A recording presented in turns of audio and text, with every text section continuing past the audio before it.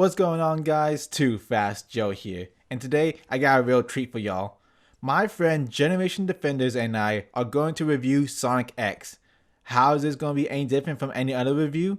Well, Generation Defenders is not a Sonic fan, so I want to see what a non-Sonic fan's opinion is of Sonic X. And of course, I'll be giving my own opinions as well.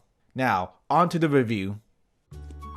I remember when I was a kid, I would see commercials for Sonic X on 4Kids, but I never actually watched the show except for a brief episode. As a kid, I wasn't into Sonic. I didn't play the games and I wasn't really interested in it. Now, as an adult, watching the first season, I can say that it's okay. I mean, it's an early 2000 Saturday morning cartoon on 4Kids, so I can't really expect much. I think I would have enjoyed this more as a kid, as this really is just for kids. It has kid jokes, a few action scenes, cute characters, and a small arc that you'd see in these shows. I remember when I was a kid, I used to wake up super early to watch this show. This was the only show that would wake me up on a Saturday morning. Okay, so let's talk about the characters. First up, the mascot himself, Sonic. He's fun but selfish, kind but reckless, fights for good but can be arrogant. Usually kids shows try to make their main characters too perfect or too bland, which can be so boring to watch. I'm not bored or sighing when he's on screen. He's actually really fun to be around, and I think it's because he does have an arrogancy to him, which can create a lot of humor with him. I will say, out of all the animated Sonics, this one right here is my favorite Sonic. Here's your typical protagonist. He fights with a smile on his face and he gets the job done. And I like how he needs help from his friends. He's not OP, which I like. I like it when your heroes have weaknesses. Like in Sonic's case, he can't swim. So when it comes to like water-based enemies, he needs his friends to help him. I like it when characters have weaknesses. It makes them more relatable. The only real negative things I have to say about this Sonic is that sometimes he'll come off as lazy or a loner. There will be multiple scenes where Sonic is either sleeping on a roof or sleeping in a tree. And when he's not doing that, he's running around off screen. The only time we see him interact with the rest of the cast and when there's trouble, that's when he'll come back and have interaction with the rest of the cast. The next character would be Amy, and I'm just gonna say it, I love Amy. She's actually my favorite character, and my two favorite episodes has to be the beach episode and when Sonic loses control, because Sonic and Amy are adorable. And I know, she's naggy, she's a damsel, she's obsessed with Sonic, but I say it works for her. She's a loudmouth and can get caught a little too much, but she doesn't go down without a fight. If she gets caught, she's going to be kicking, screaming, or bashing her way out. And although she does nag Sonic, it's for a reason, and they still have cute moments, which works better than romances like Goku and Chi-Chi or Naruto and Sakura. I love Amy in this series. I love cute characters that can also kick your ass. So basically, I like the crazy bitches. There will be times where Amy is relegated to the damsel in distress, but even then, she is still a fighter. She'll fight tooth and nail to get out, and that's why I like her. She's the type of fighter that would jump in head first in order to save her friends. She's not some princess that constantly needs saving. In fact, she saved Sonic a few times, and I love her dynamic between her and Sonic. It's so cute and adorable. My favorite Sonic X episodes are the ones where Sonic and Amy are the focused characters. Not only that, I feel like Amy is the only character that could talk sense into someone without coming off as preachy. Like her interactions with Knuckles, it feels like a little sister talking to her older brother. Or like in the boat episode when Sonic was going crazy and Amy was the only character that could talk some sense into him. Amy is just awesome, and I want an Amy plush so badly. In fact, Joe, buy me one for my birthday. Do Crystal Gems have birthdays? This one does. So, you mentioned Dragon Ball Z. Well, I would like to compare the two. In Dragon Ball Z, when Goku shows up, everyone just gets shoved to the wayside. Everyone just stands there while Goku fights the villain.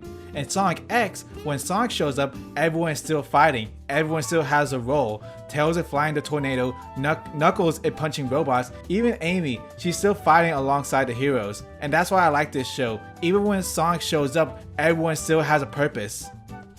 Next up, Chris. That's pretty much all I can say. He's just sort of there. He doesn't really do much except to say wow or what's that, or to be Sonic's hype man. Now I know a lot of people hate Chris, but he hasn't really done anything to annoy me. He's just a kid character, and believe me, I've seen worse. In fact, his uncle annoys me more because he's too full of himself, and in one episode he almost hurts Sonic because of that. One thing I can say about Chris is that the show tries to frame Sonic and Chris as best friends, but since Sonic is always exploring the world, the two barely interact, so I can't really get into their relationship. There are other characters, but they all just seem like background characters. Cream and Cheese are cute, Tails is the group mechanic and should have been Sonic's best friend, and Knuckles who's there to be the edgy loner until we get the other edgy loner in the next season. There's also Rouge, and she's okay, but she really shines when she's paired off with Topaz. The two work off each other very well, and yes, to all those wondering, I ship it. And of course we have Dr. Eggman himself, and he's a good villain in this. That's it.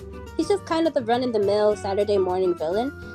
I've seen clips that Joe has shown me where he can be both intimidating and funny, and I wish I could have seen it on the show. But it is a 4-kids cartoon. What do I expect? Depth? Ha!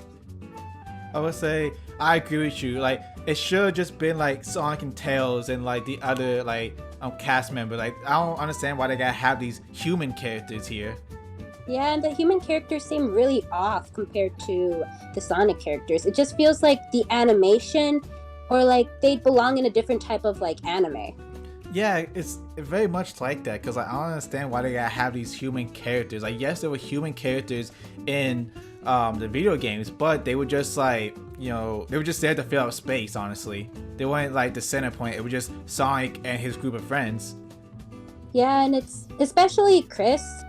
Like, Chris just seems like also really out of place compared to all the other human characters. He reminds me of like that main character from Kingdom Hearts. Sora? Yes. It's like, it's Sora's child that he abandoned. Yeah, I can see why. Harsh. I don't know, it's just Chris doesn't belong there. It's just like he does nothing. Like, he contributes nothing to the plot. And even like, oh, I'm gonna go with Sonic to help him. Like, he's just there for the ride. He contributes nothing. So like, why bring him along? He has no powers. He doesn't serve a purpose other than like, oh, what does that do? And then like the character will give off exposition. Yeah, I can agree. He's just sort of, he's there. He's there. He's just there. That's all he is, and he shouldn't be there. Yeah, you can just replace him with a cardboard cutout and like nothing would change. He's like a stain on a shirt. Yeah, that's pretty much it. But he hasn't done anything to like annoy me or like to get angry. Speaking of human characters, there are some other human side characters, but they aren't really memorable except the help. Oh boy, what can I say about Jackie Chu and Consuela 2.0? To keep it simple, they are offensive, but they are hilariously offensive. And I mean that they're actually funny characters. It could have been easy to make them throwaway characters that only appear once in a blue moon, but the show does have them help out. At one point, Consuela 2.0 comes in a jet just to pummel the villains. That's hilarious and badass.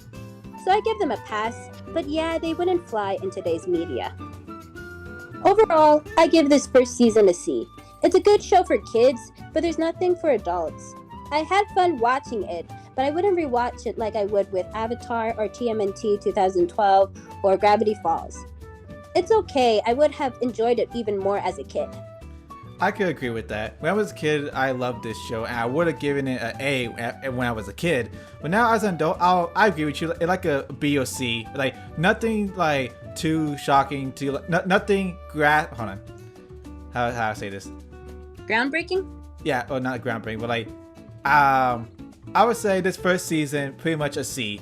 Like, the next season we'll get into that. Stay tuned for that review. But right now, season 1, yeah, I'll give it a C. Yeah.